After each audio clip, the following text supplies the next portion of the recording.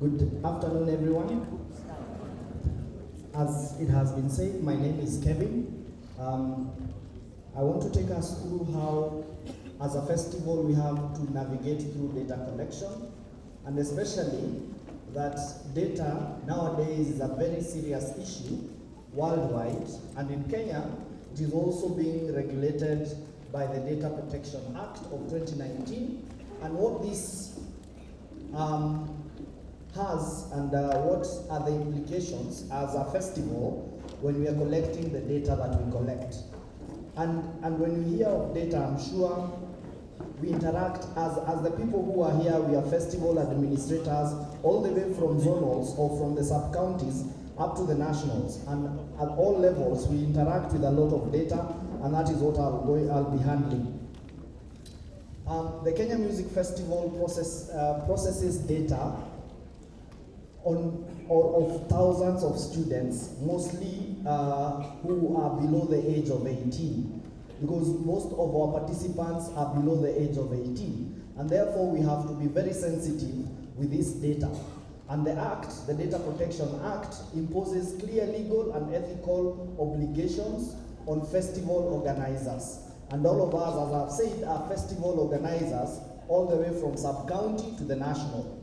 And we have informal practices that expose institutions or festival organizers to legal risks, reputation damage, and loss of public trust. Because, again, we are handling a lot of information on behalf of the people, and those people expect us to uphold the dignity of the data that they give us. And lastly, I'm just concluding by saying that strong data governance protects children's dignity, institutional credibility, and the future sustainability of cultural programs, because the data we have is very sensitive. Just to give you an example, the people in this room are from the entire country. So if I wanted, if the festival does not take good care of your data and it falls in the wrong hands, imagine the access of information that any person can have from just the information of your personal data, including your mobile phones,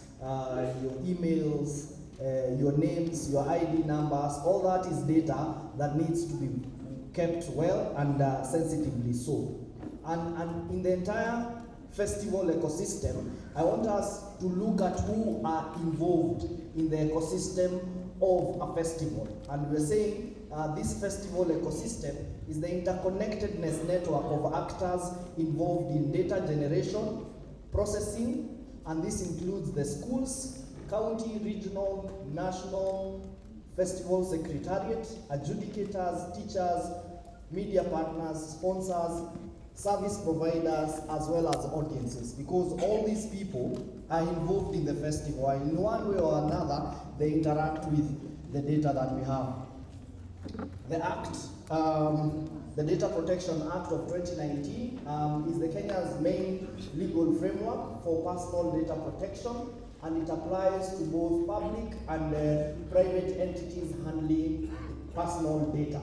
And by personal data, we all know my name, my phone number, my email address, my age, my gender. All that is personal data that is specific to me and specific to you, and it should be protected.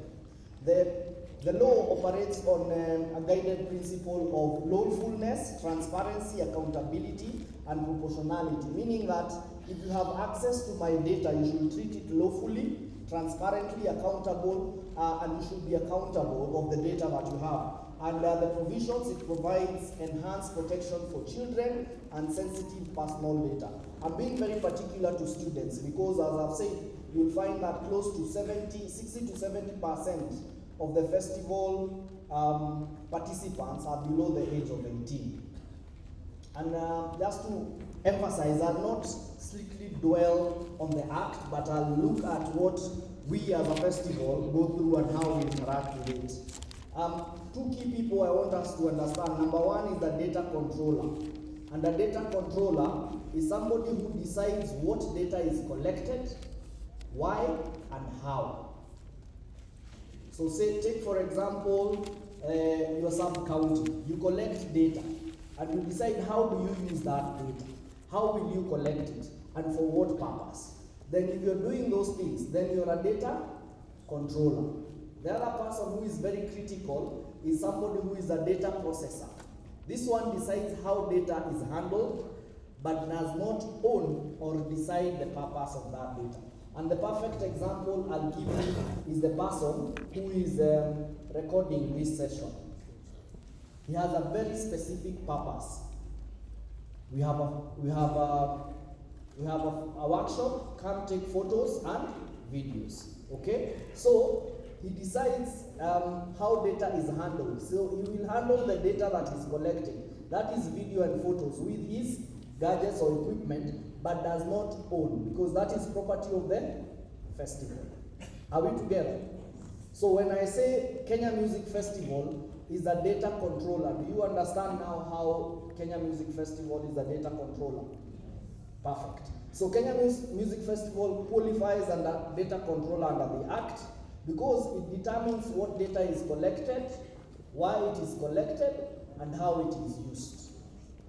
You remember when the guideline was being presented, we say children up to this age, universities, so we have categorized that data. So we decide what data we are collecting from primary school, from secondary school, what is it that we are picking, the name, the age, why is it being used, to ensure that if you're participating in this category, you rightfully qualify for that category.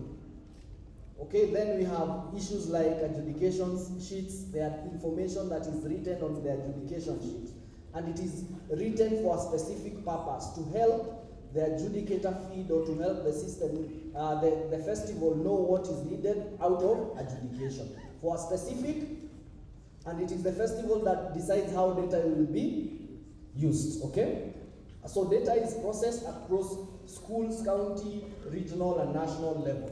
So I'll try to be fast so that we can have, you can be on time. So Kenya Music Festival handles children data. This makes the festival legally accountable for number one, data collection, processing, storage, sharing, and archiving. And with the Act and with the law, accountability cannot be shifted to schools, counties, or contractors. So if as a festival at the sub-county level, at the county level, or at the regional or national level, each festival management is legally liable for the data they collect, process, and handle. Why it matters again is our festival is growing. With digital growth, there are increased risk because number one, we have online registration, meaning that number one, when you're doing online registration automatically, you either access information through WhatsApp, or you have emails and all that, WhatsApp coordination, photography and video, live streaming, and social media. As we've said, we're now live streaming. And just to emphasize that poor data management leads to legal, reputational, and trust risks. Because as I'll present to you, and I'm sure you've had people who have been sued for not handling data in the right manner. So data protection is about dignity and trust, and that is what we as a festival are required to ensure that we do at whatever level we are managing the festival. Ensure that we treat all the data we have with dignity and trust, and that is what will attract more people who come to support the festival. In terms of oversight, the festival is, the Data Protection Act is taken care by the Data Protection Commissioner, who oversees the compliance of Data Protection Act. They investigate complaints and data protection breaches, they issue guidelines and enforces sanctions, regulates cultural and educational institutions, including festivals in terms of data handling. Personal data collected, personal data in the Kenya Music Festival, and the types of data that is processed at the festival. We have identification data, that is the name, the ages, the schools, the counties they come from, contact details of teachers, parents, guardians, officials, trainers. We have adjudication scores sheets. We have audiovisual data, that is photos and video and audios. We also have special category data in terms of health, people with disabilities or special needs, as we all know that also our festival handles that. We also have digital identifiers where we normally submit online forms, email data, and such. Who are our subjects as a festival? The students, the teachers, the trainers, the adjudicators, the festival administrators, parents and guardians, media personnel and audiences captured in our recordings. What are the principles when you're handling data? What are the key principles that you should employ? The principle or lawful data collection. Number one, it should be, the data collected should be very clear, lawful, and have a specific purpose. You should be transparent about the data that you're collecting, why you're collecting it, how it will be used, stored, and shared if it intends to be shared. And then collect only what is necessary for participation, adjudication, certification, and documentation. So do not collect over excessive data. Limit yourself to the data that you only need, because that can lead you to trouble. Avoid excessive data collection to reduce legal risk.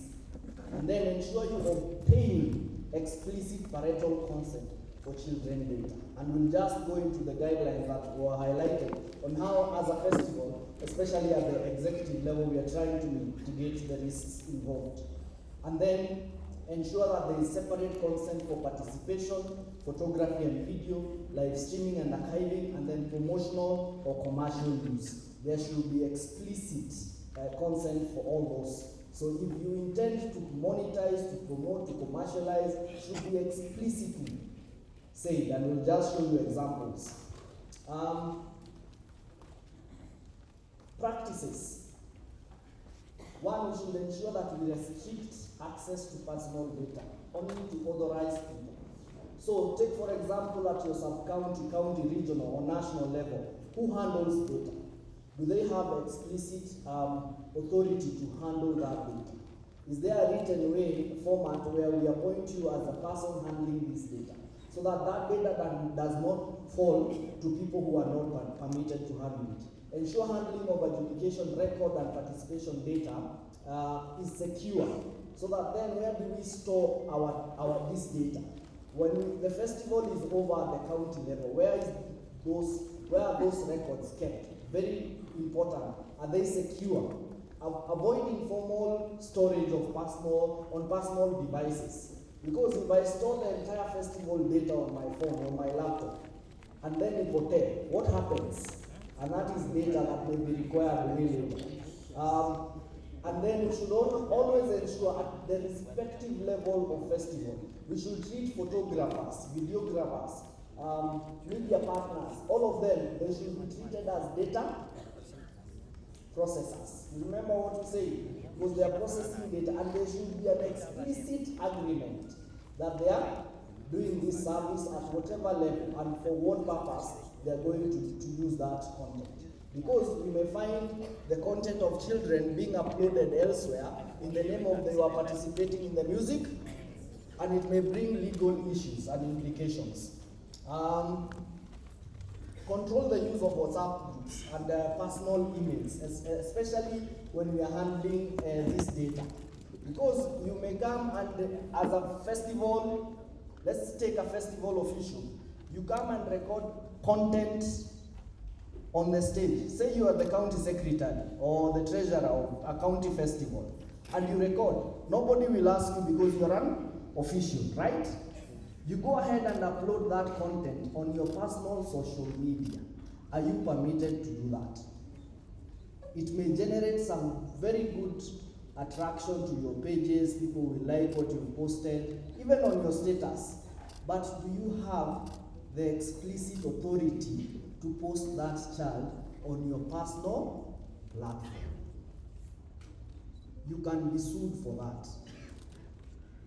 And these are things that we need to be aware of. Public performance does not equal to automatic consent. Just because somebody is performing on the street when you're passing by and you record, that person has not given you consent to record them. We do that a lot, and we post those things. But that does not constitute to automatic consent. So we should be aware of this. So we should always have separate informed consent that is required either when we are recording, for purposes of just recording, for purposes of archiving, for purposes of live streaming, and for also purposes of commercial use. And we should always ensure that as a festival we are aware of what we're doing with this.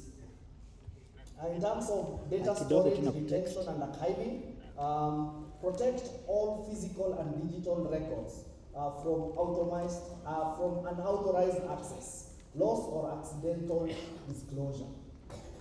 If I'm a person working in the creative space and I have a performance at the National Theatre where I work, and I have data of over 1,000 teachers who participated in the workshop, and I accidentally found that record, and I'm marketing my production, and I sent an email to all of you or a text to all of you, I have committed a crime. Because when you are sharing that data, it was only for purposes of the workshop, not for other purposes or for marketing purposes. If when you are submitting that data, there was no explicit statement that your data will be used for marketing.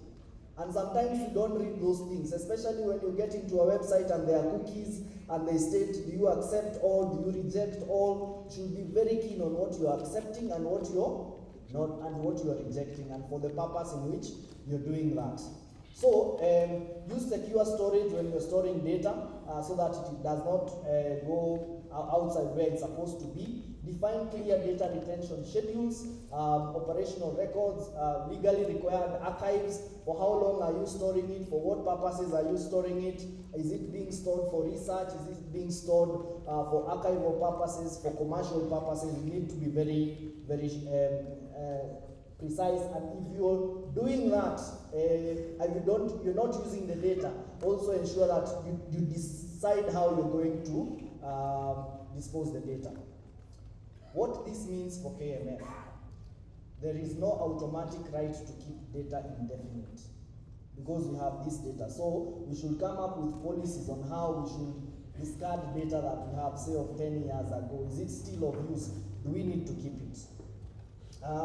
Each category of festival data should have a defined retention period, a documented justification of why we want to retain it for a certain period, or why we want to archive it. Long-term archiving must be purpose-driven, rights respecting, and secure. So if for example, we are taking, and this is what it implies. I mean, Form 3 today, my parent has given consent for the festival to record me as a student. 2-3 years later, I'm no longer a student, I'm an adult who is required to make my own choices. I have the right to cancel that consent that was given by my parent. So we can enter into a legal battle if you're still using it without my consent. Because after 18 years, the consent that was signed by my parent does not still exist, technically. Lawyers may argue differently. Children data requires short retention. As we've said, it is very sensitive. We all know cases where data protection, people mishandled it, and there were cases, public exposure of examination results and student data where schools have posted, Form 4s have finished, you are very excited that school has posted all the results on the notice board. Schools have been sued for doing that. Because you've posted my name, my ID number or my admission number and my score without my consent. Yes, you're the school, but you've not consulted me. My results are my personal data. You get, so these are the things that we should be keen on. And then, once you do that on notice board, somebody goes, takes a photo, they're excited, they have seen the name of their friend. Say, I'm a parent, I've gone to a school where we were taking our children with chalks. And I see chalks, son or daughter has done well, I'm excited, I take a picture of the results. what happens? I don't only take Chok's child, I take an others, I share. Ye pia aone mzazi mwingine iende. You see how it goes? And then all this has no consent, and you find yourself in trouble. WhatsApp group leaks, as I've just said and given an example, unauthorized photography and filming of children at public events. You go, unaona e-performance ni poor, you like it, it's good, people are laughing, you post it. The parent says, why are you posting my child? You have consent. Are you making money out of it? Political parties have been accused of sharing personal data, and all of them have been told by the Office of Data Protection that that is not right. Hospital sharing information about your health. Corporate marketing, I've just said how people can access your data and just do marketing without consent to do that. And then data breaches through third parties. Again, we give a service to a photographer, records, goes and uploads that to their personal profiles. If they're doing that for marketing and saying I've worked for the Kenya Music Festival, that's fine. But if they're doing it for commercial gains and that is not their property, again, that is a risk. So I want to ask us, from that, which risks do you think we are exposed to as a festival in terms of all those areas? And I'm sure you can know there are very many risks, right?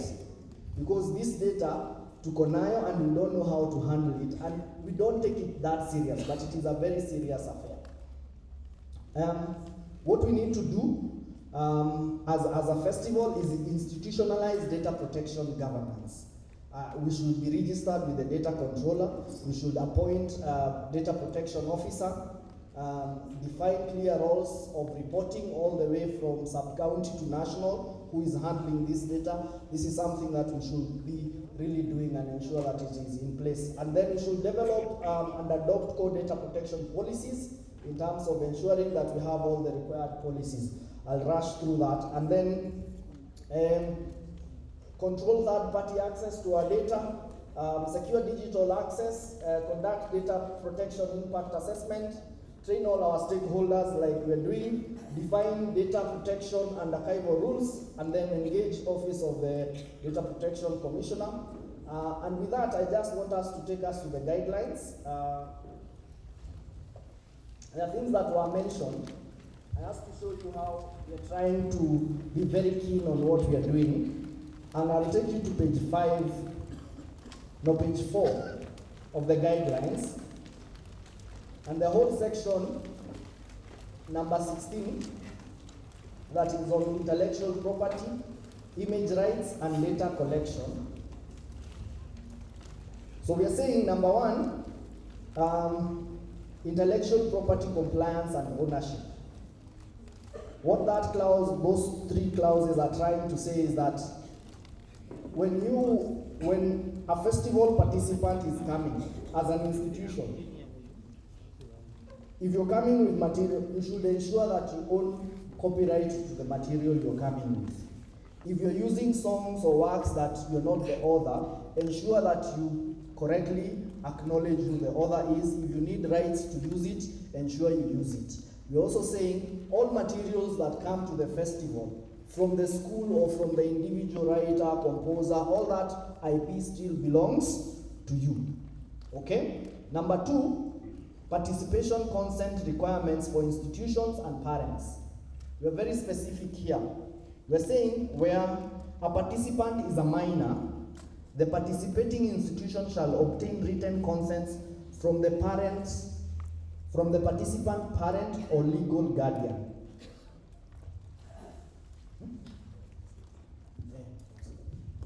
What this means is that as a school, if you're dealing with people below the age of 18, it is your responsibility to ensure that every single child obtains a consent from their parents or legal guardian to participate in the festival. That is very clear. It should be there.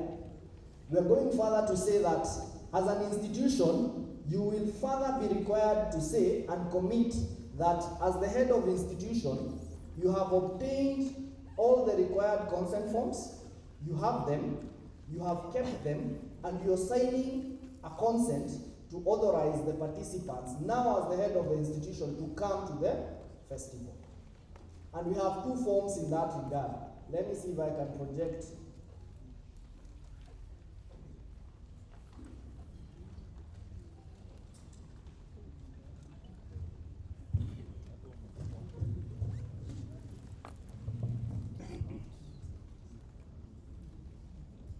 So this is the parental consent. And as we said, it should be very clear, stating what you want to obtain.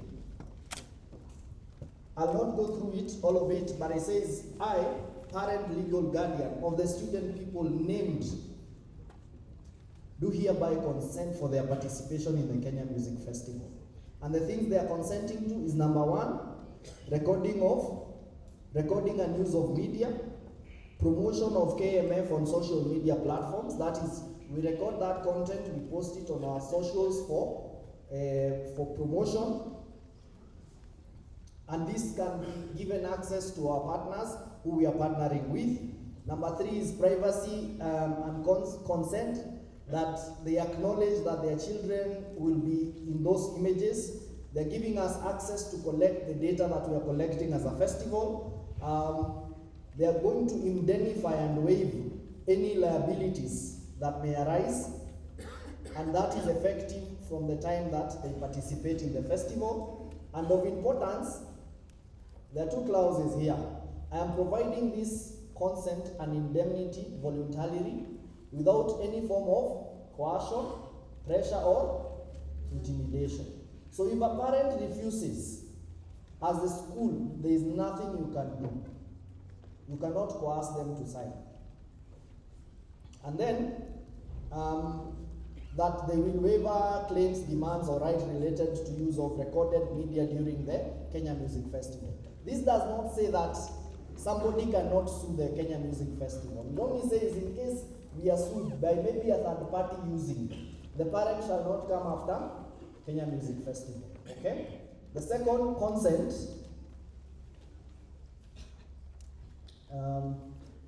is for the, let me first go to the head of the institution.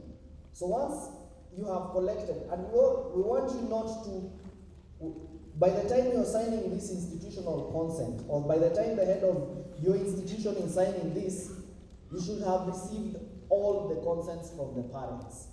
And so it says that name of the school, the address, head of the institution, the contact, number of pupils or students participating in the festival, and the categories they are participating. And they are committing that I, the above, in my capacity as the head of the school, hereby consent to participate in this number of children at the Kenya Music Festival. This consent pertains to the recording as per, and again repeat everything that we had said, but here is the catch. I'm providing this consent and indemnity voluntary, again without coercion. I guarantee that I have acquired all necessary authorization, including but not limited to parental consent, where necessary, and administrative authorization. So, the head of the institution is saying that I have received all of them. And because this is very particular to your school, we want each school to keep this record. So as a school, we want you to scan the consent from the parents and this consent and send to our email, which we shall provide. But keep this consent in your school. So when you're going to the festival, you will carry that file, verify that you have all of them, and go back to the school with that file. Are we together? It's just for verification, because you are the first point of contact. So Assam. But we will also have the digital copy of all those consent forms. And we are saying, because of where issues of data are, we might say that you will not participate if you don't have those consent. For adults, these are participants who are above 18, adult participant and for school institutions.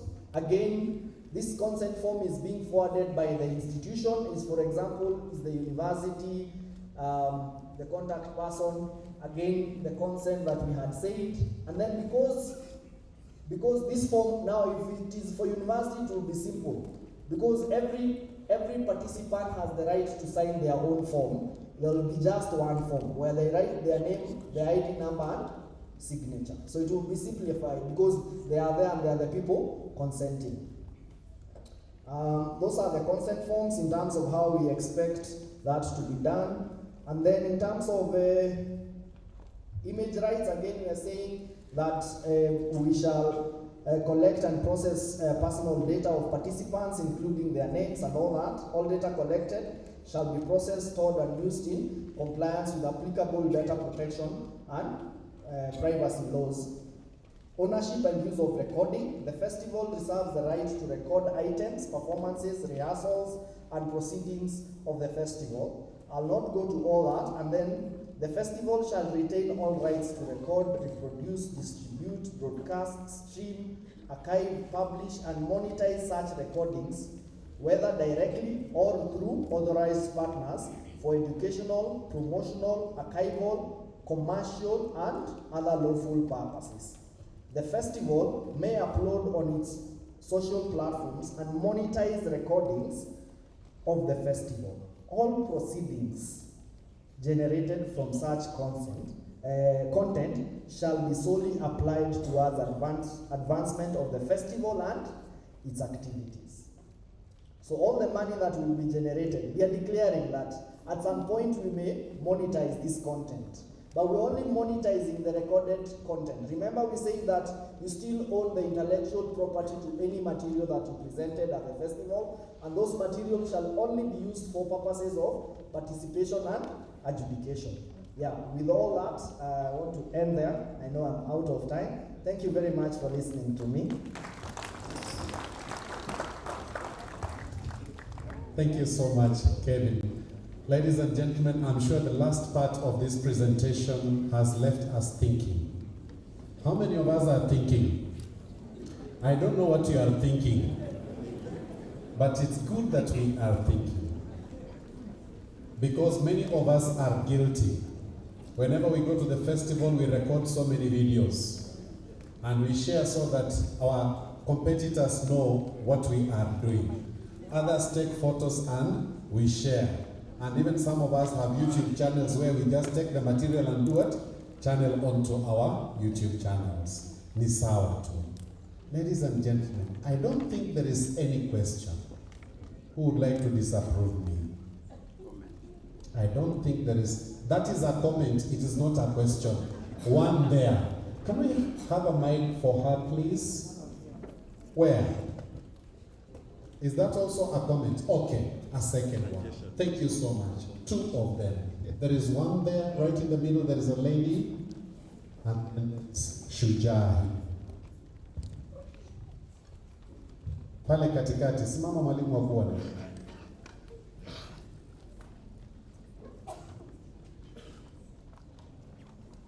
And then we can have another microphone here for Shujai, so that we save on time. Thank you. Thank you, sir. My name is Lilia Makumu from Kisumu County.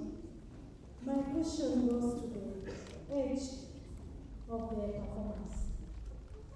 Some of our institutions may have performers who are above 18, but they are in high school. So, are they allowed to sign for themselves? Okay, asante sana. I can see there are many legal specialists in our midst who are answering the question. All right, let's have a microphone for Shujaa here. Yes, thank you.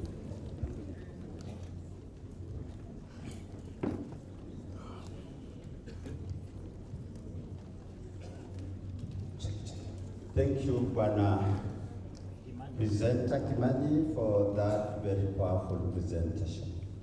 I'm quite enlightened. Mine's a recommendation that what he has told us today is so important, yet you are very few in the country at this particular place.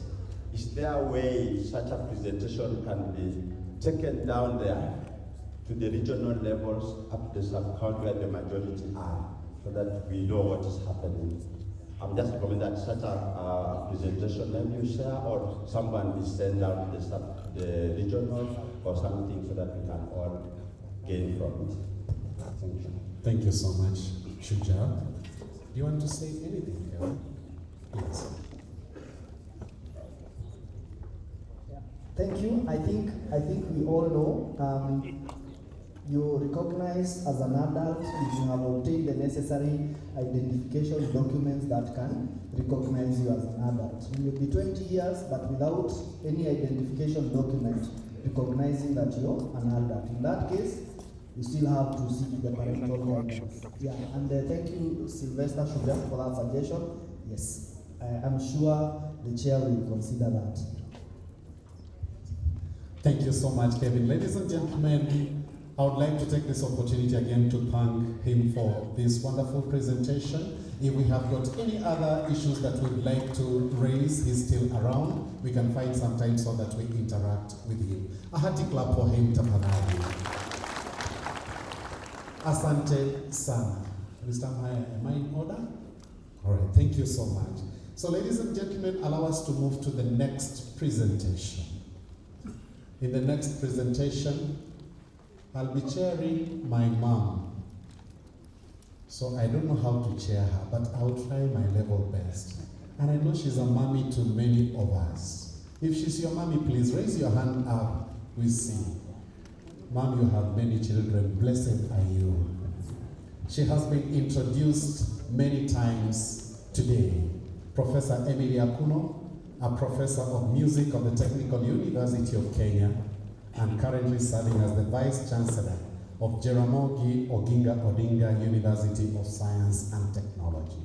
She is the past president of the International Society for Music Education, as well as the International Music Council.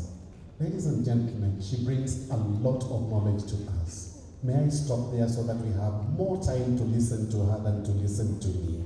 Tumkaribisha Professor. Hakuna kwa makofi tafadhali. Please clap until I say enough.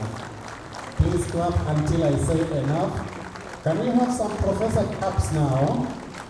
Thank you, ladies and gentlemen. Karibu sana, Prof. Thank you so much. Gentle ladies and men, good afternoon. Allow me to write on the protocols that have already been set and just express what a joy it is to be here. I told somebody I was on half term from work, so this is home. Hi, how are you? You are many. And this looks good, really good. So this is a workshop. And I'd like to thank the executive committee for giving me this opportunity to have a conversation.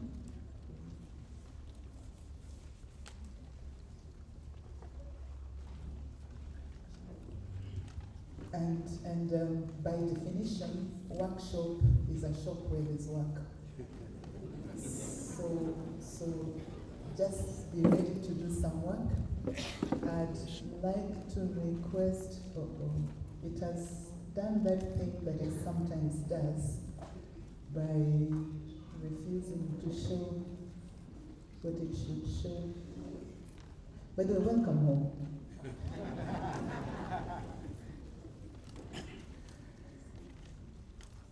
Constructive feedback and reporting, delivering clear, actionable, and efficient adjudication comments. Sounds like a mouthful, but I think we'll get through it. I will say thank you so much to the Executive Committee for the invitation and for allowing me to share this time, and also for making it possible for me to think beyond the space that I currently occupy.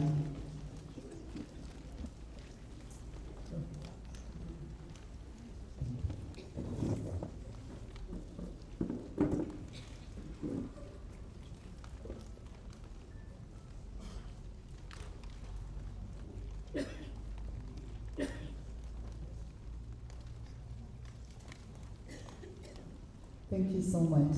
You know, it's good to have people who know in the neighborhood. I'll move pretty fast.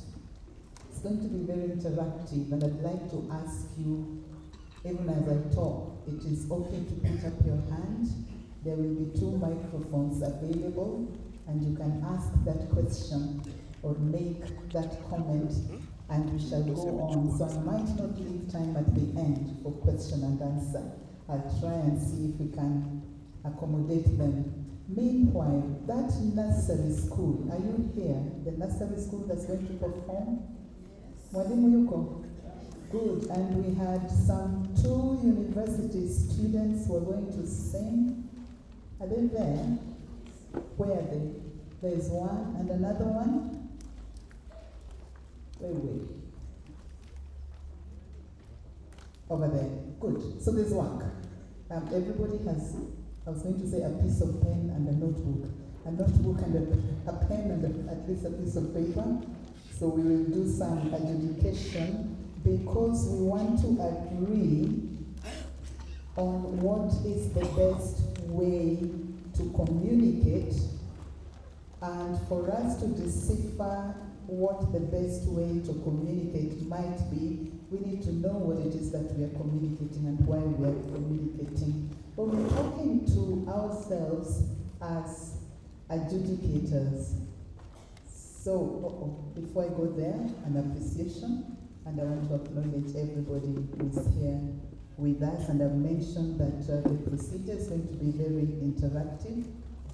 So, what is the concept? What's an adjudicator? That was question 1. What's an adjudicator? You can shout.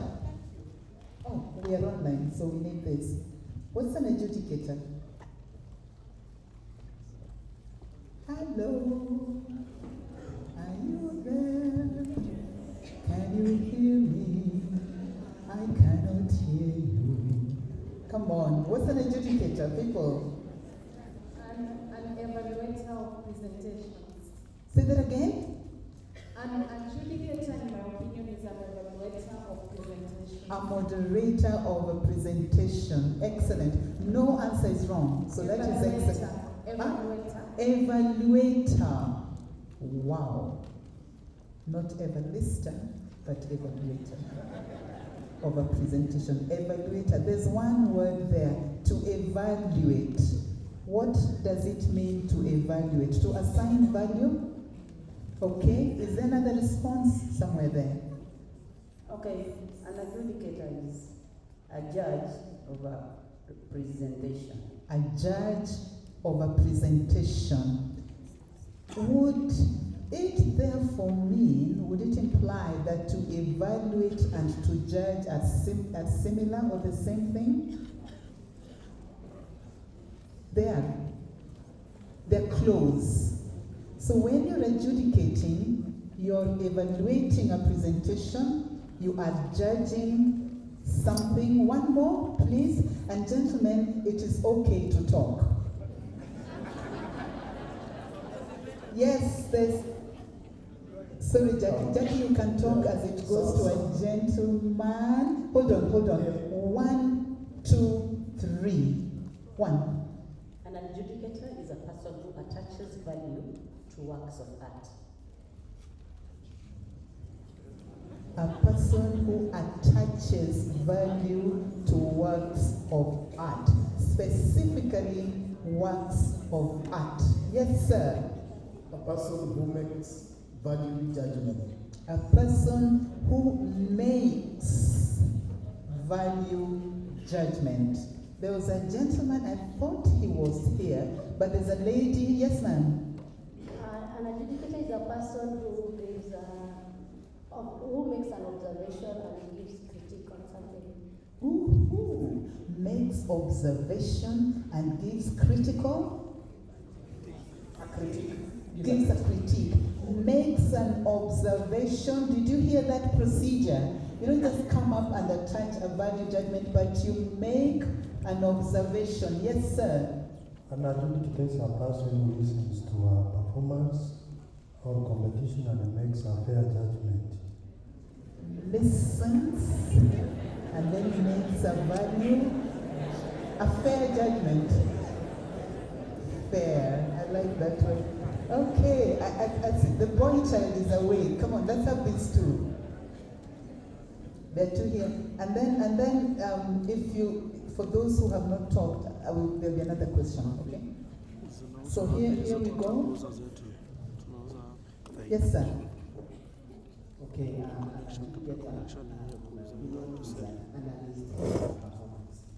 an analyst in a performance, an analyst, analysis. KCSE music teachers, you don't like teaching analysis, but as an adjudicator, you're analyzing. Okay, yes. An adjudicator is an independent, impartial individual who decides winners in a competition.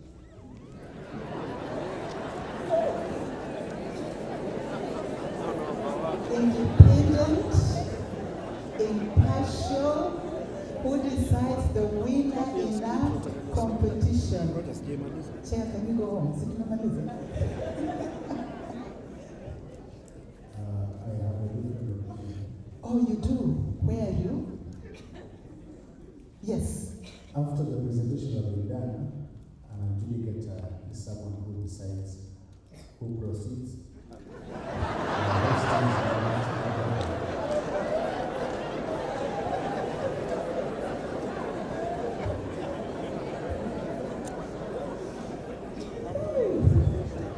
And imagine, we do all of these things, don't we?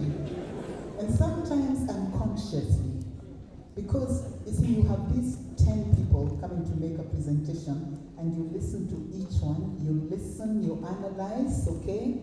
And you make certain decisions about the value of what has been presented to you. You attach value to it. And unconsciously, you'll be making a decision as to who proceeds to the next level. So I'd like us to just agree that the adjudicator, we've all said, is a person. A person. Is a human being. But they make a formal judgment. I think the word formal is very important, especially in this context, because you are acting on behalf of somebody else who has formally engaged you to take part in an activity of this magnitude. So the judgment you're making is very formal, but you're also making a decision. And that decision has to do with value. Forget about the problem or disputed matter. Look, disputed matter could be when you have to decide who's going on, or who's number one. The problem could be, Sasa, all of these people, they're all singing Wafula's song, who has sung it the best? That's a huge problem. So that's an adjudicator. Now, we ask ourselves, in terms of adjudication, what is it that we must do? Because we are supposed to come up with some information. Where do we begin? If you ever watched Love Story, the song was, where do I begin? But and the answer to that is, let's start from the very beginning, which is a very good place to start. But what is your mandate as an adjudicator? What's your commission? Remember, as we're sitting here, we're waiting for a commission. I think they're still signed by the executive secretary, an assignment. And where do you find that commission? Where do you find that mandate? On what basis do you make the formal judgment or decision, a judgment of performance, a decision on the value or truthfulness of the performance? What must you have? What is the context? The first is the objectives. The objectives of the festival. But the objectives of the festival are drawn from other objectives, aren't they? Where does the festival sit? In the Ministry of Education. The Ministry of Education is a component of this country that has larger, broader objectives, and the country has objectives of education.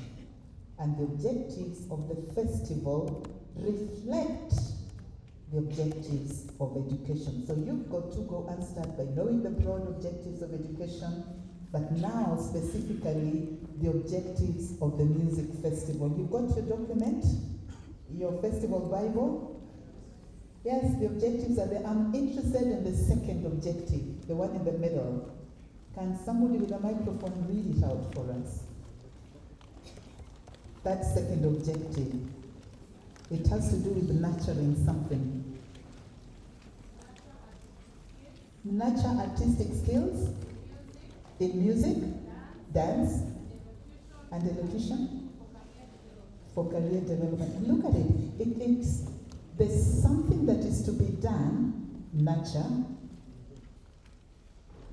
So there's an action, nurturing, and there's an object. Is it object? What it is that's to be nurtured, the skills, and there's a reason. There's an objective, there's an object, there's an end where we are going to. So your mandate is to ensure that you're assisting this country to do just that. As an adjudicator, the kinds of words that you pronounce will either make this happen or not happen. So what else do? You go to the syllabus, the description of the class that you're adjudicating. You go again to that syllabus, you look at the title of the work that has been brought before you. You look at the criteria. In the morning, Etienne gave us all those grades and categories, the levels, etc., whether it is sacred or secular, whether it is a special, whether it is solo, ensemble, all of the above.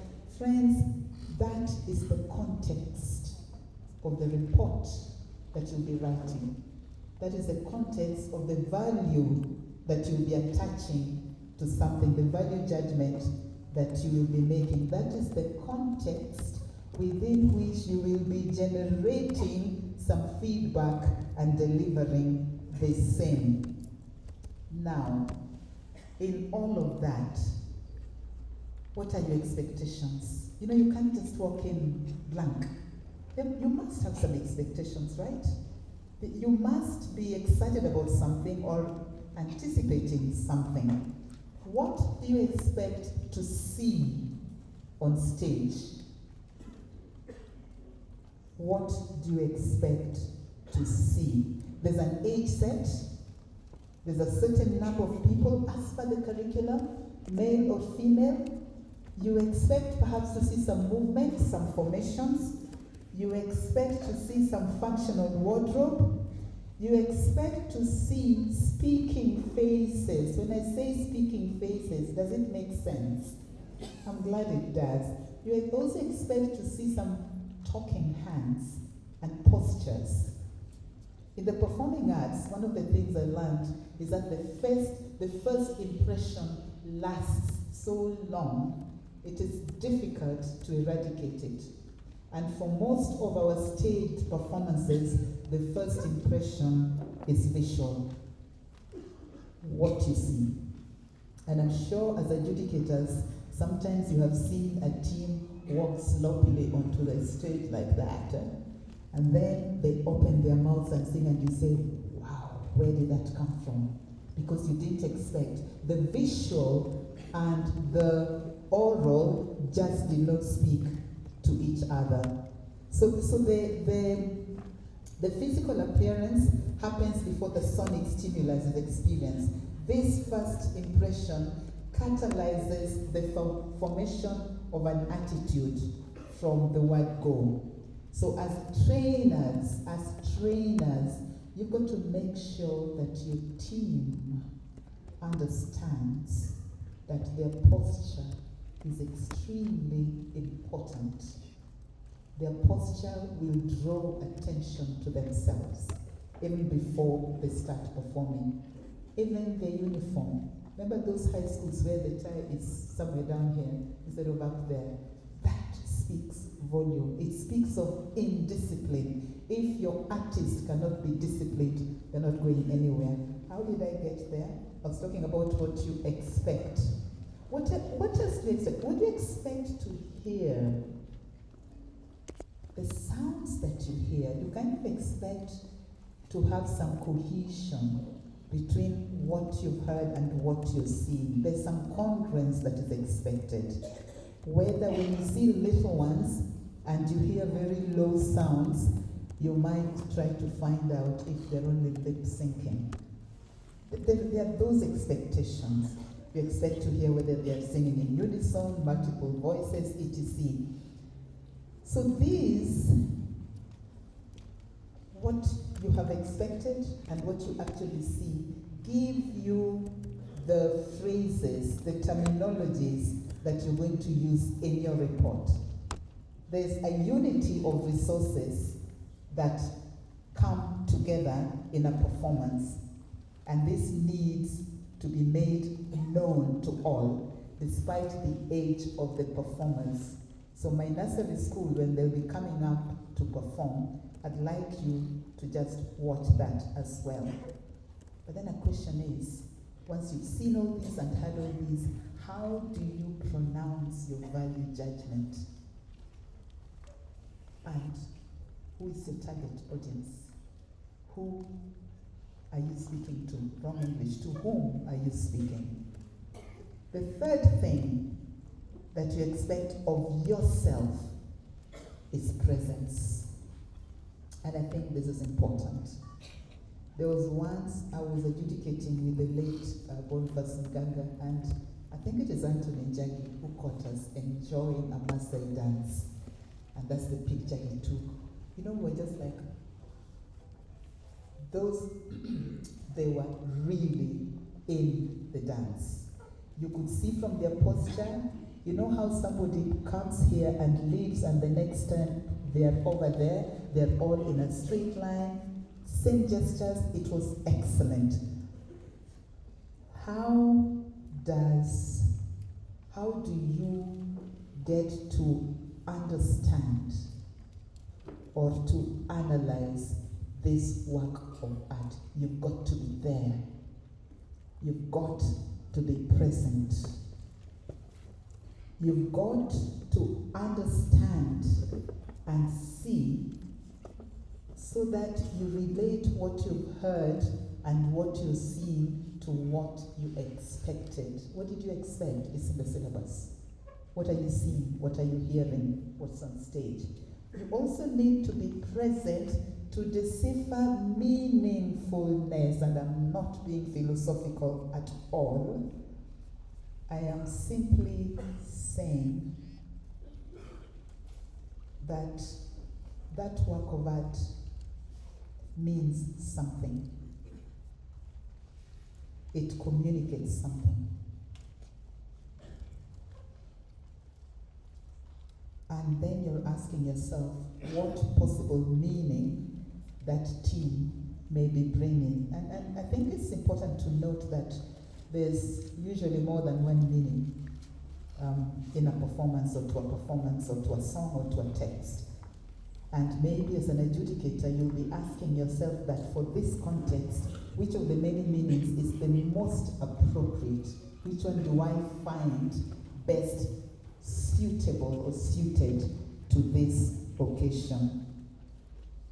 And so, what is your role? Friends, we're just going to one place to find the language, okay, to use, and to find the attitude to wear or to bear so that we communicate effectively. So what is your role as an adjudicator? And I'd like to persuade you, and Madam Janet, it is okay to report me to the CS that I'm inciting his people, that their role is only one, to make the employer good and to make the employer look good. I'm glad the house is quiet because you're wondering what I'm talking about. It's not political, I'm not campaigning. I'm saying something very simple and you're asking me, what did you just say? Who is the employer when it comes to KMF? Come on everybody, who is the employer? It's KMF. Where is KMF? In the Ministry of Education. So who is the employer? The CS. You didn't know that? Are you serious? You did not know that you were given an assignment by the Cabinet Secretary for Education through the Executive Secretary. So that Ministry of Education and the person responsible for it is your employer. What is the good that the employer does? The employer nurtures.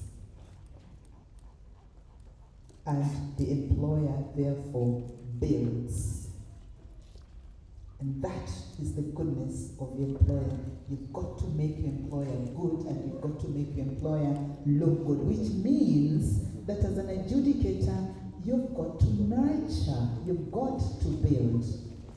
And as an adjudicator, words are the only thing that you have to do that, building and nurturing. But as a trainer, you've got a lot more to play with. Now, how do you do that?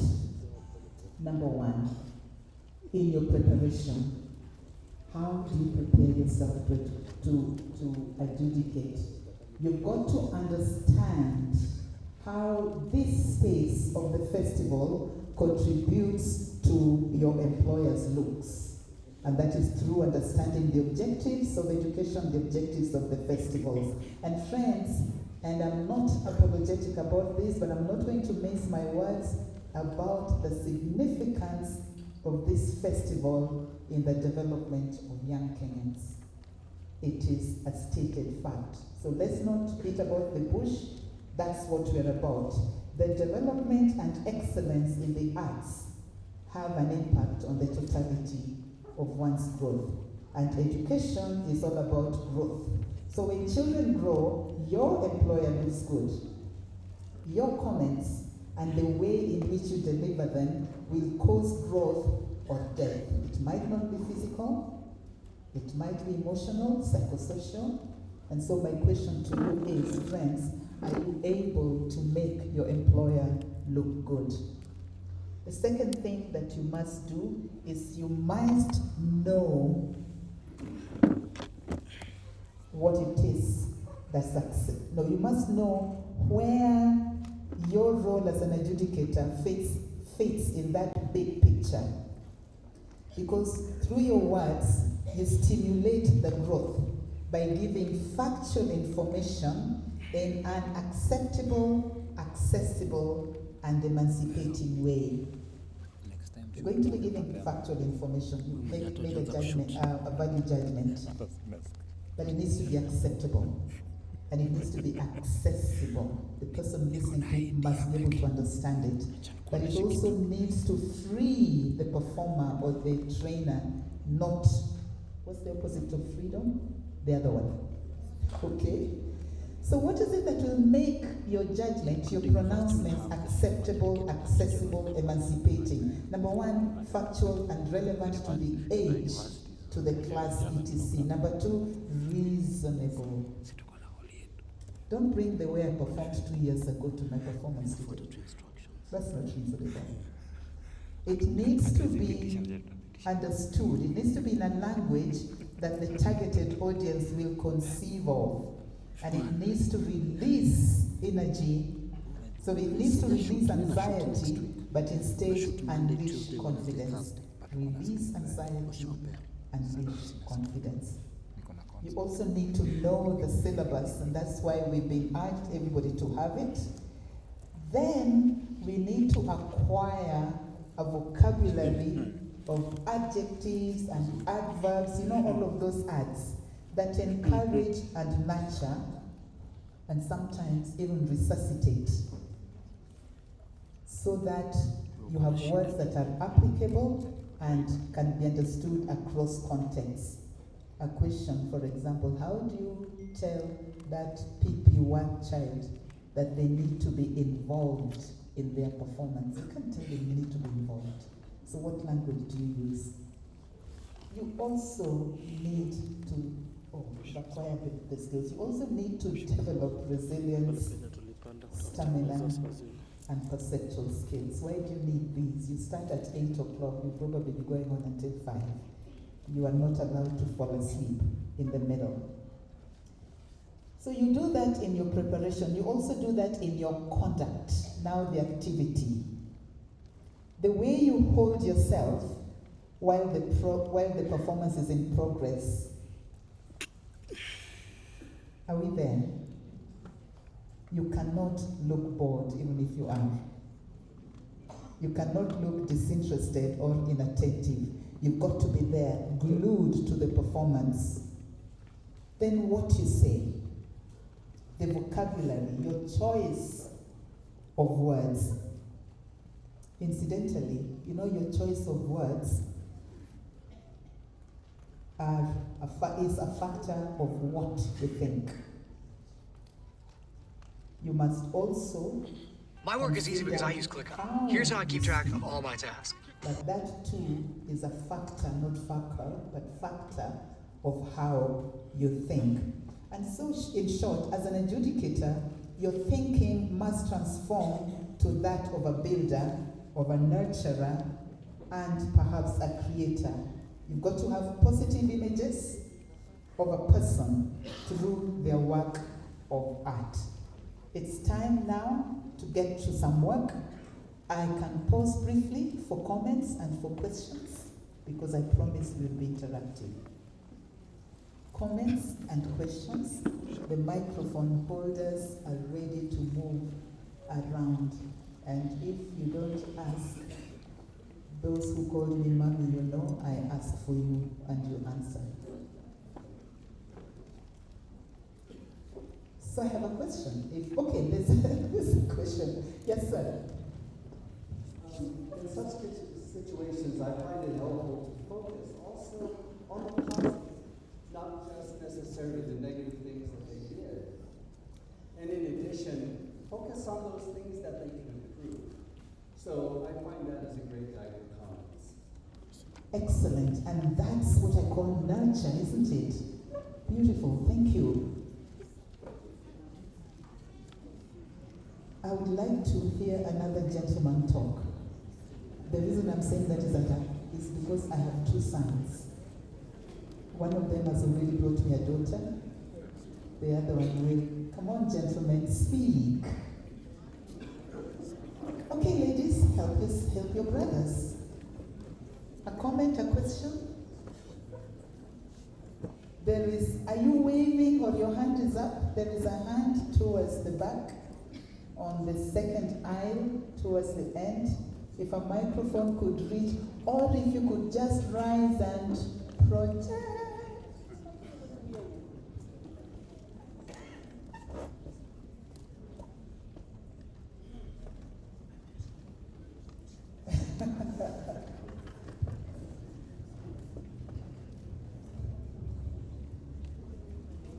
Oh, we have less. Now she's got 2 mics. Yes, ma'am. My name is Charity. Yes, Charity. And I wanted to add a comment. Charity, forgot to teach us training comment? Yes. Oh, it's good to see you. Yes, Charity. I'm one of your daughters, and I'm glad to be. I want to talk about competence, levels of competence, so that it's important to get in touch with current trends in the genre we are advocating, and probably what Oyuki did, and maybe improve on our competency levels as we go on. Because you notice that our young people are really improving in what they are doing. So it's important, I think it's extremely important that we continue honing our skills, get the appropriate vocabulary. I listened to an adjudicator in a dance festival, and I was so appalled. We were out with my students, and there were students performing ballet, classical ballet. And this is what the adjudicators did. Some kids threw their hands and legs all over. That is not dance. That is not modern dance.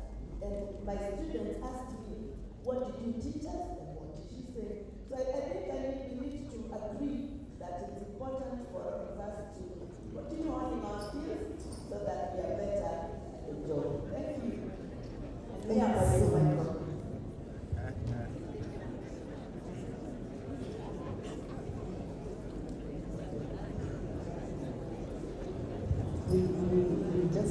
confirm. We are fighting over how much time I was allocated. Can we just adjudicate between us? We need adjudication here. Thank you. Charity has said something about competence. You've got to know your staff. You've got to know your staff. And there's no better way of knowing the arts than getting involved. I'm not saying that you should be an expert dancer, but you need to know what it takes to dance, because then you'll have the vocabulary to explain what you have seen as opposed to what you expected to see. For example, and I'm not going to do dance, you know I can't dance.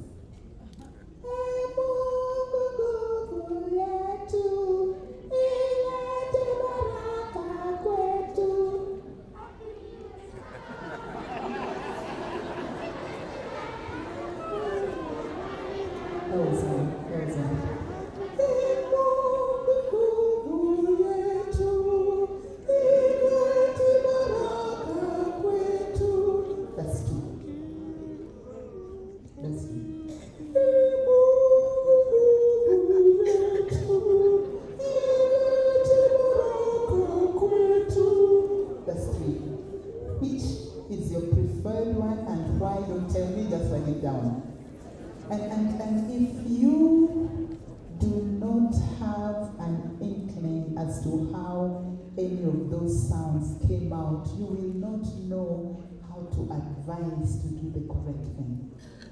So you've got to learn, friends. And that's why we are here. And I liked what the chair said. And if you want a petition, I will sign. In alphabetical order, Achina Puno comes very, very high up. About giving CPD points for us to come and train, because I think we need to train. And for it to make sense to the employer, some kind of point adding system would be useful. How did I get there? We were talking about competence, building competence. Hey, I'm being threatened by my son. Building competence. We now want to go into action. The working shop is opening. The task is usually very simple. When you adjudicate a work, your judgment is on the product, which is usually a reflection of a process. That's why you need to know this thing, so that when you see a particular product, you can already imagine what happened in the process of coming up with this product. It is often easy to tell how much work went into the performance. For example, how many times singers have over-rehearsed because mwalimu pitched them during assembly the day before the performances, like I have done to one of my singers today. I have just picked her a few hours before the performance, but she'll have to perform because mwalimu amesema she has to perform. So, the choice of the work of art is very important. And a question that I put around the choice is it accessible to the performer? We often talk, or I do, of matching skills with the task. Matching skills and ability with the task. So if the task is this long poem in French, and you don't even have a French teacher in the school, but see, there's a poem in French, and it is long. So we want to compete. So we'll bring that person at grade 6 kid, and you tell them you've got to learn this and go and perform. And so you go to YouTube to find how words are pronounced and all of that. Matching skills with the task. The task lies in the choice of piece that you have selected, whether it is the set piece or the own choice or your own composition. The complexity of the work, and I will also quote Shujaa Otieno, can win or not win based on the skills or the virtuosity of the workers. The work can be very complex, but if those who are going to work to bring it to life do not have the experience that will allow that work to come out, it will not happen. So when you choose a piece, does it speak about something that is in the experience of your performers, something that they can relate to and therefore can express and interpret? Or is it so high above them that the poor trainer even has to dictate to them how to feel the work? So things like complexity, etc., are not necessarily what make for the best performance on stage. Have I said anything? So as an adjudicator, this work has come, and you can see it, and you can see, even the poem, it's long, it is complex, and you look at the poor teensy weensy little things that are supposed to generate it on stage, and you tell yourself, this is child abuse.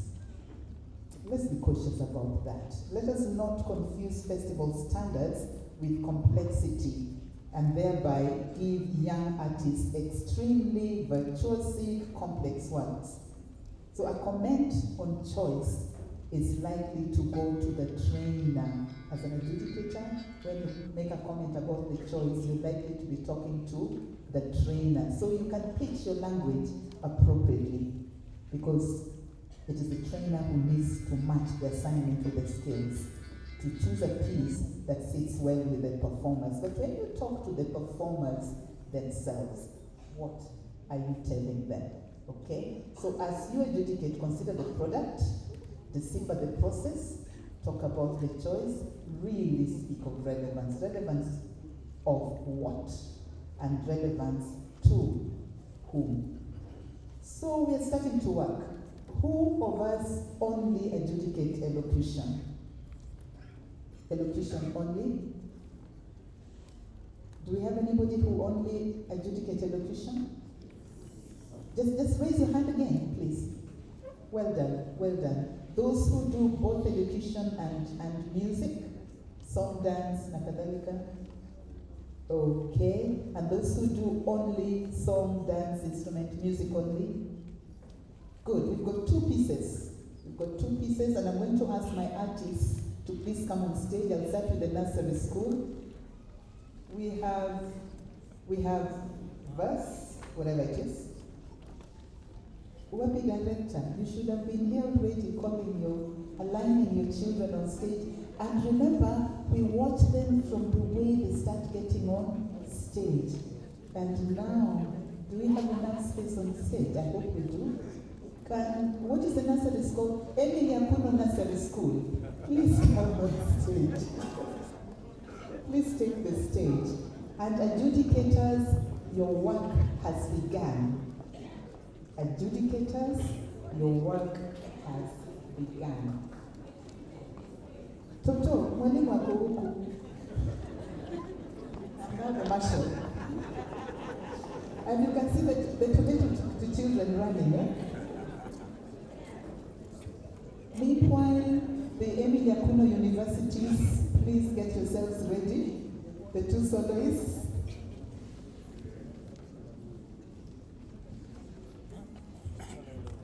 So for you, the adjudicators, this is the poem. It's on the screen. The poem is on the screen. It is class something, something, something G. G is nursery, isn't it? Yes, it is class something, something, something G.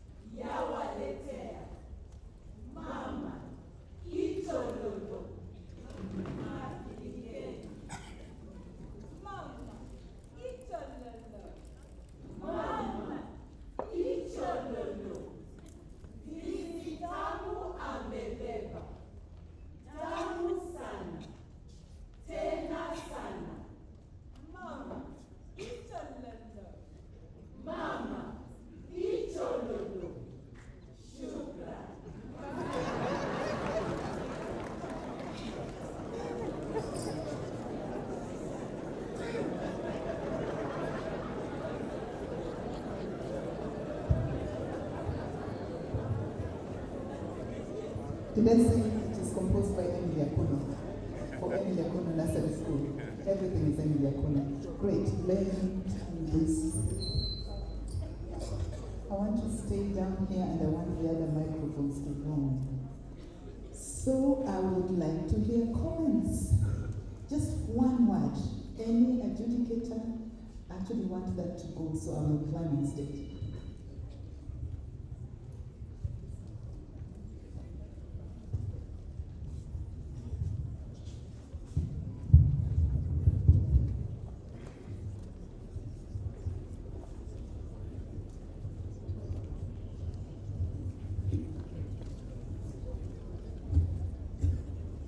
Thank you. So comments? It was very short, wasn't it?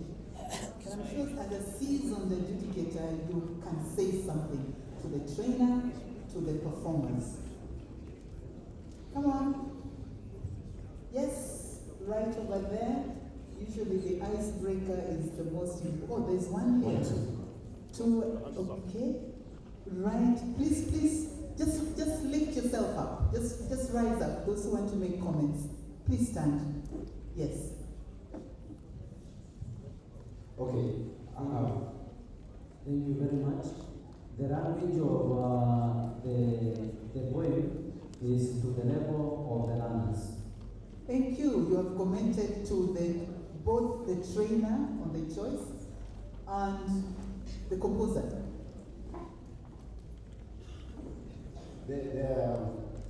Yes. There was a facial expression which was in line with the poem. Okay. However, yes, I like the however. Please listen to the however, because it is at the how. It is a lot of times it is at the however where a lot of learning happens. Yes, sir. there is the call and response was missing. The call and response was It missing. was not clear. The call and response was not clear. So there's no clear distinction between the call and the response. Okay. Yes, sir. Kulikuwa na ushirikiano mzuri wa kikundi, lakini kulikuwa na sauti bweke ambayo iliathiri wasilisho. Wanaweza kukadiria hilo. Okay. Now I'm sure the trainer is listening and is already coaching, because we've just finished the regionals. We're going to nationals right now. Yes. So the last comment as we prepare for nationals. Wanafunzi wamelibuni shairi na wameweza kuwasilisha kwa ujasiri. Okay. Thank you. A very impressive team.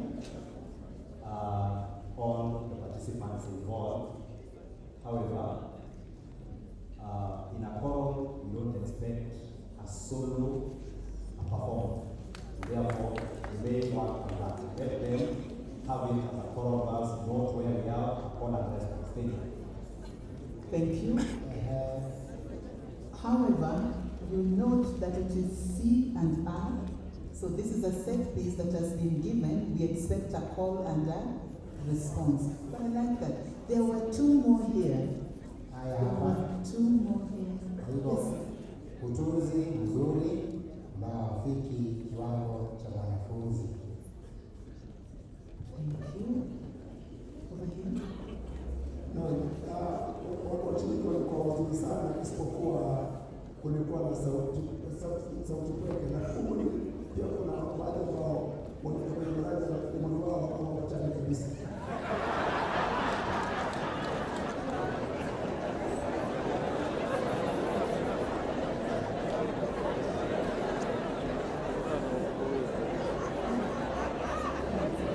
Now our time is gone, so you will not perform again. We will not perform again. Thank you so much. But the last comment, there's a last comment while the singers come on stage. Labda ningependa kusema kuwa mpangilio wao ulikuwa nzuri na pia mwendo wa uwasilishaji ulikuwa wastani na unaofaa, ingawa sitaki kuzungumzia umri. Thank you. Now, as the head teacher of that school, how do you feel about those comments? Are you going to come back to the festival next year?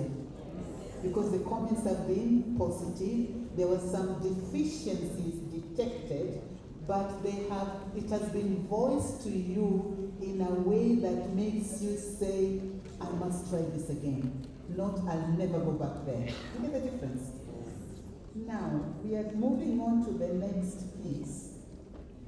University, solo voice with a company. It is actually that karaoke. Was it class 116? Karaoke. And we have two performers.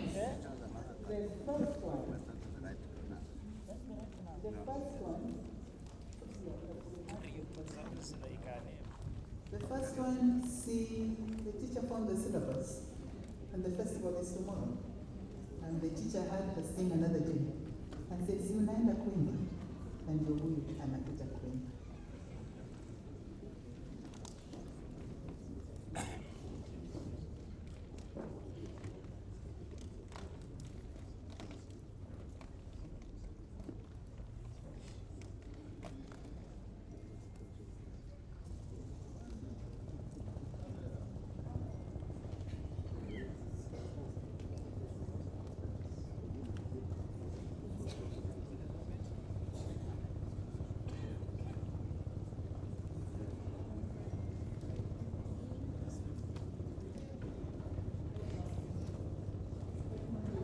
For me.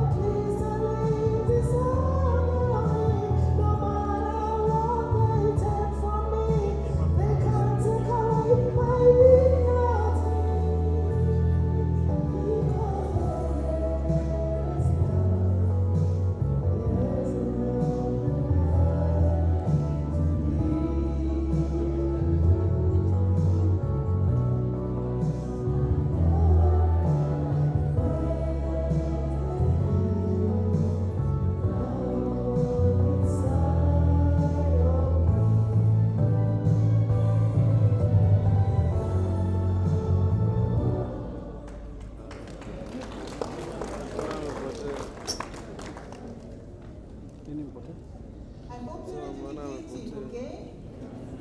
Yes.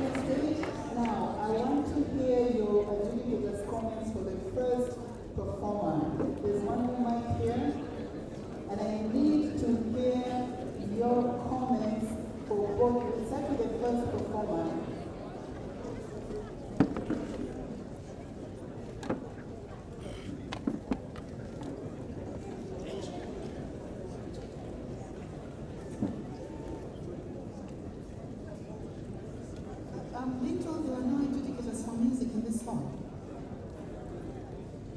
Executive Secretary, did you not post adjudicators for music in this hall? What happened? They are pretenders. There is a hand and a hand. Now remember I told you something, I told you something about my performance earlier.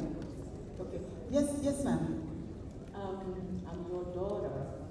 Anyway, my name is Jackie Wasonga, and I just want to comment on the first one. The first did not know her lyrics, needs to work on her lyrics, so there was a distortion of the message. We didn't get the message clearly. It was hard to follow through. The second... No, just the first one now. Thank you. Just the first. Thank you.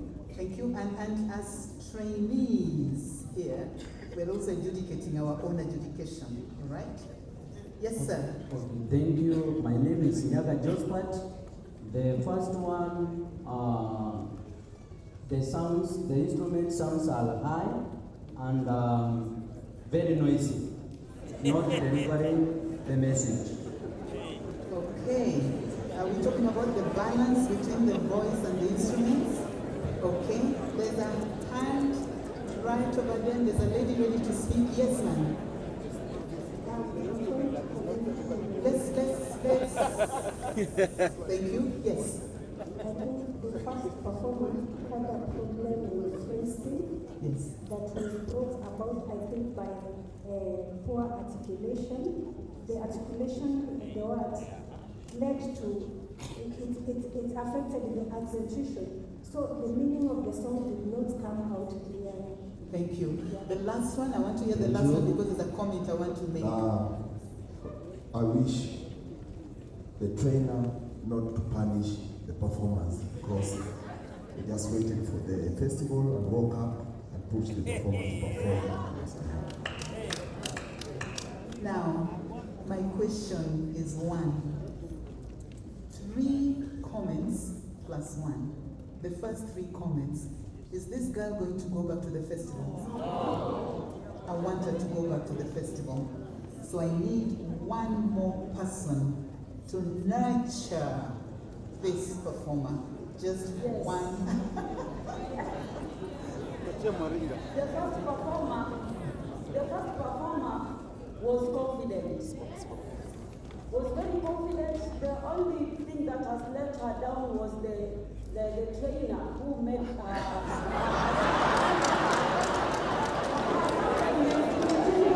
My sister, that man is going to lose his job.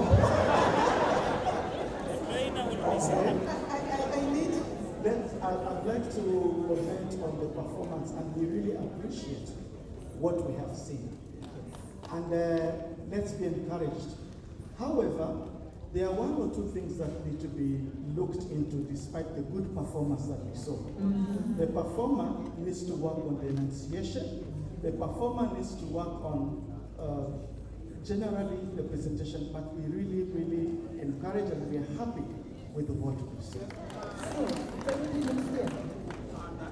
Atarudi next year. The second performance now. I want to comment on the first piece. Just 1 point. I'd like to move to the second. Thank you. Well, she was compatible with the piano accompaniment. Like that. Thank you. Second performance.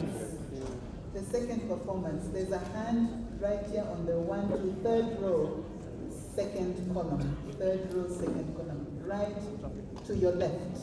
Right here. You're right over there. Yes. And somebody else, please get ready. If I can hear 2 plus 2, which used to be 4. Yes. Not 22.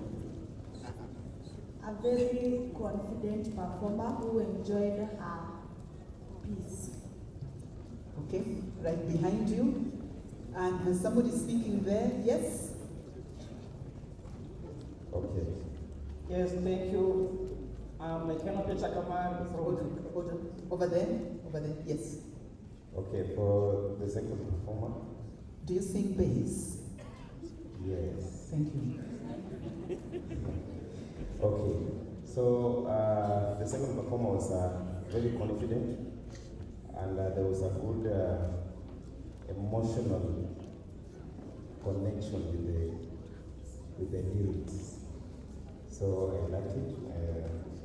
I think.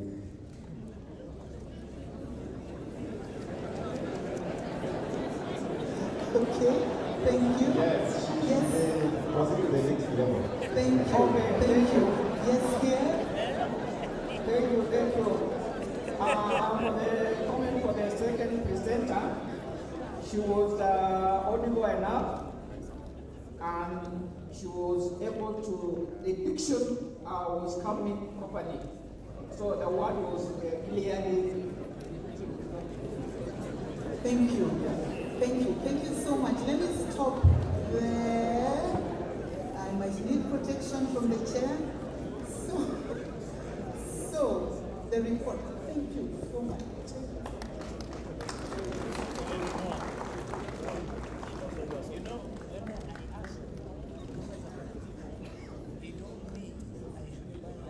The reports. There are at least 2, even if it's on one document, at least 2. You want to address the performer, okay? You want to address the performer. For the first one, I think there's something about emotion, there's something about the facial etc.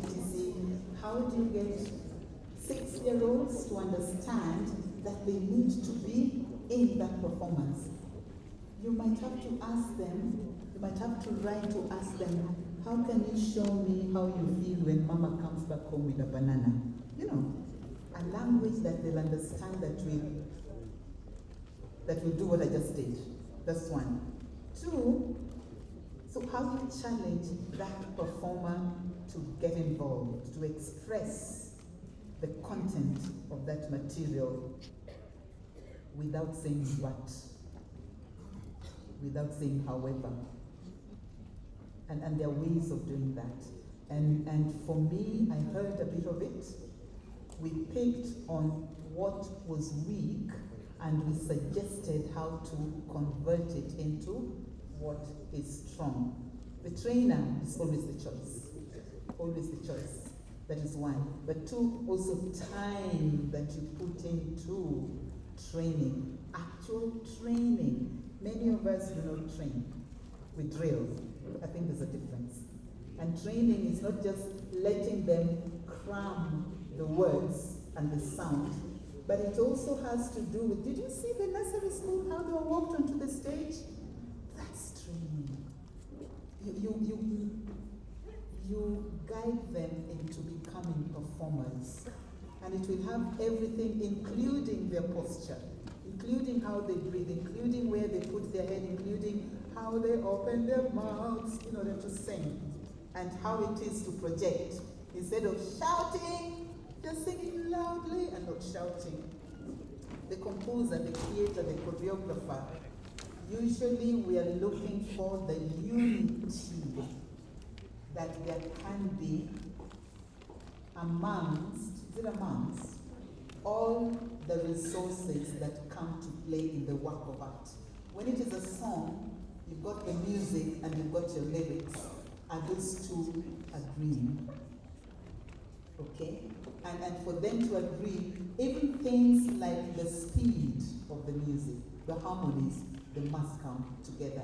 In the poetry, in the verses, I think it also shows what words do you select to express the thought, the theme that you have. So we had some key terms. The key terms were, number one was feedback. Now let me look for it.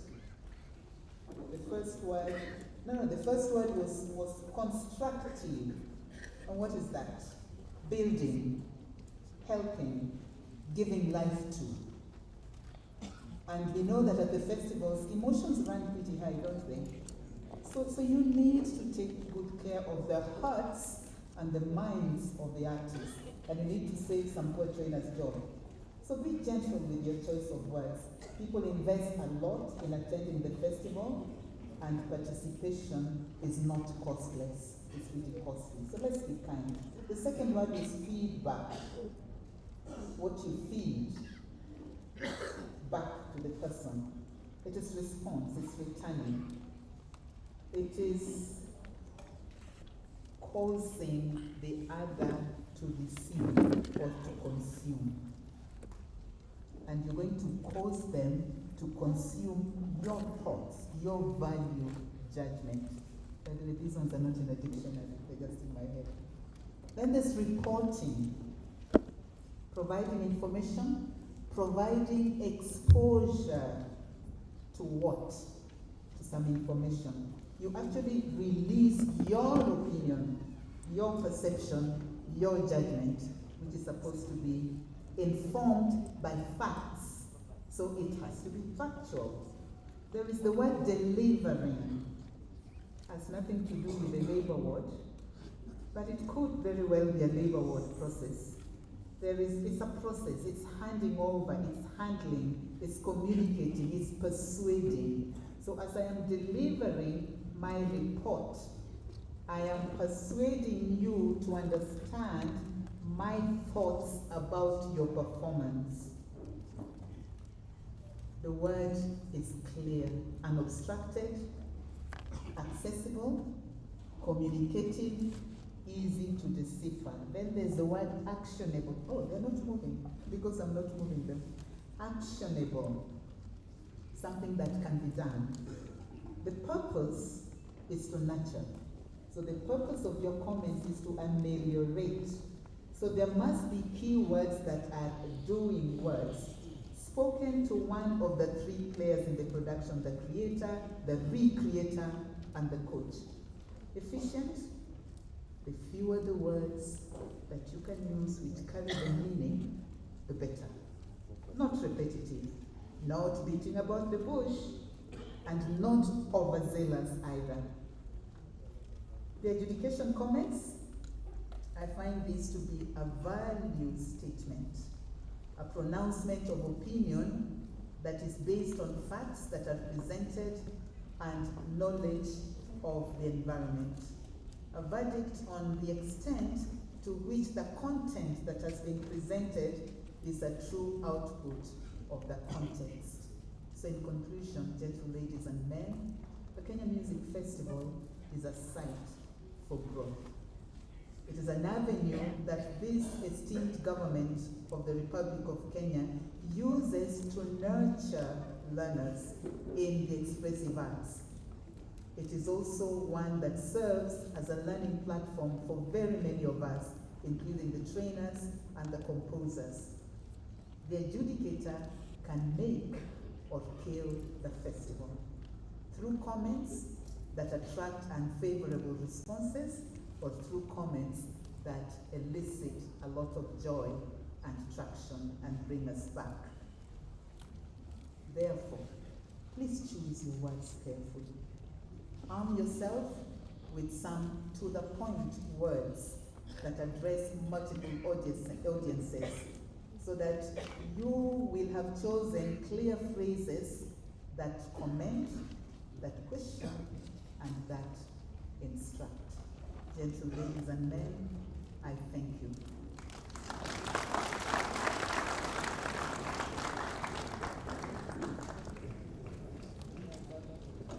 Asante sana, Professor Emily Akuno. Ladies and gentlemen, you'll agree with me that this was a session that has taken us back to the drawing board. What have we been doing? Is it a reflection of what we are supposed to do? Adjudication is a technical area, and she has demonstrated that it is possible for us to do it. If there is proper preparation in this field. Ladies and gentlemen, another hearty clap for Professor for the beautiful work that she has done. And I want to just thank her because she said that in her presentation, all the questions would have been answered. And indeed, they have been answered. Asanteni sana. I now hand over to the program coordinators. A round of applause to our session chair, to Lydia Makofe.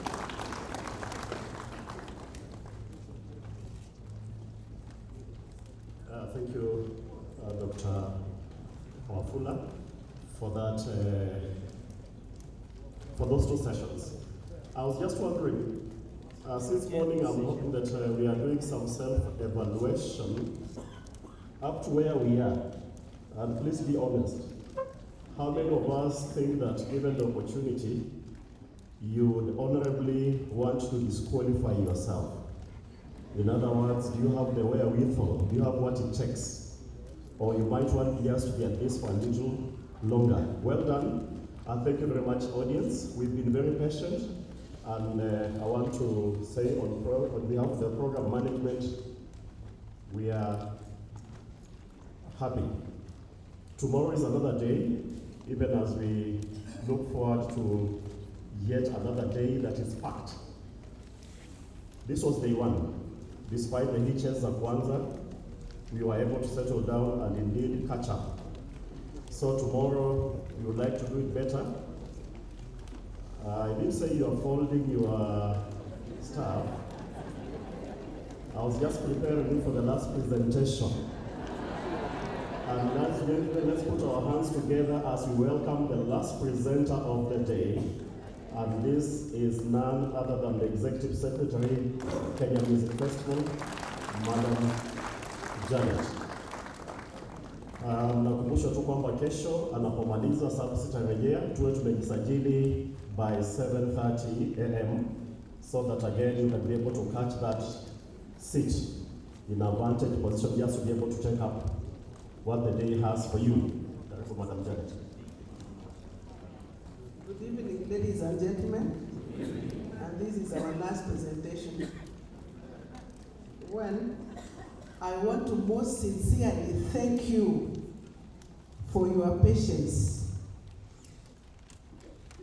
for your attentiveness. I've never seen a good group like this we've been discussing with my colleague, and she was telling me, I didn't see this in, let me not say it, because they are now all my babies. So thank you so much. Let's continue like this up to and including Friday. Friday afternoon, you've seen the program. We shall be having a serious festival. So thank you. Today, we might not go to our groups because we've seen people with bags inside this room. Some of us don't know where they are going to put their heads. But Nakuru is big. It is going to accommodate all of us. Apologies for today. We started a bit late because of day one logistics, registering, disseminating materials, and other issues, of course, including the opening ceremony. But tomorrow, at exactly 8, we shall be singing the national anthem, and the first presentation will take off. And let me recognize our partners. I've seen Equity. Mimi member.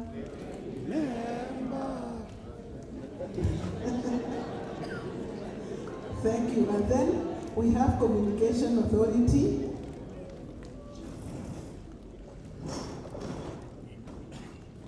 And then we have who again? Oh, we have KICC. We have one partner here who anasema anajiprisitiokola. But thank you, Kevin. KICC are also partnering with us. Ladies and gentlemen, I want to wish you a wonderful good night. Labda tutakutana pahali hapa na pale, but let's take care of ourselves. Tutaki kesho tukutafute tukupe nguo. So as you enjoy, make sure that you carry your common sense with you. Thank you. Thank you. Let's rise for the national anthem. Okay, just hold on.